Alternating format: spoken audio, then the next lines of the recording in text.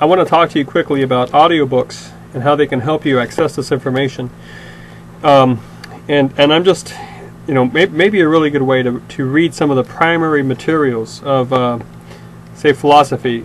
So, Descartes' The Social Contract might be to actually get a print copy and to read it slowly, because it's very, very tightly woven, and it demands attention. But if you have an activity you're doing that you can do by muscle memory, and you really can focus, and you practice focusing on it, you can listen to it in an audiobook form and really save you a lot of time and get it done. Because I hope that this class is sparking an interest in some of these works. But so we read, say, Meditations 1 and 2 of Descartes. There's 6.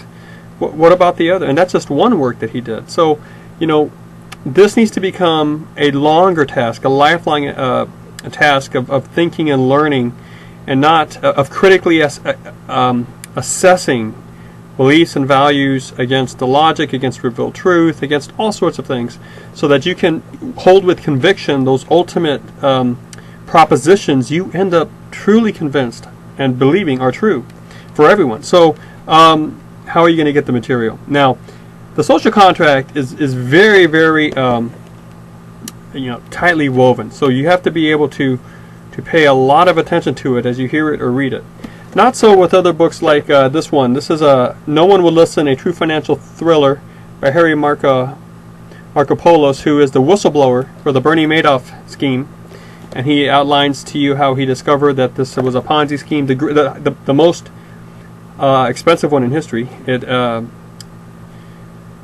billion, around $50 billion. So this is not as demanding as this in terms of concentration. I can listen to this while I do other things that are more demanding, and I can sort of, I can listen to this while I'm grading papers and things like that. So, but not with this. This I actually have to. So I might drive with this, or I might just actually put it in my CD player or MP3 player or whatnot, and then when I weed the garden, listen to this.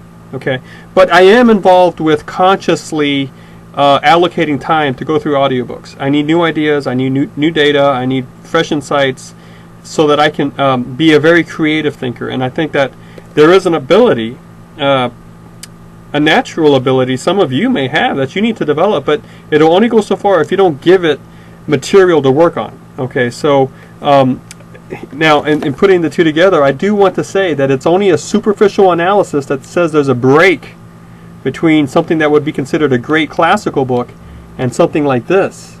Because if you're working with fundamental human values, beliefs, and reactions and responses and convictions and ideas,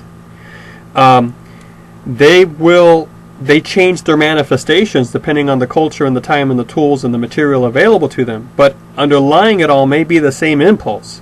And you might see something in here that explains this. All right, so I'm not too sure of the exact value of a classical education if you don't know how to apply it to the current culture you're involved in.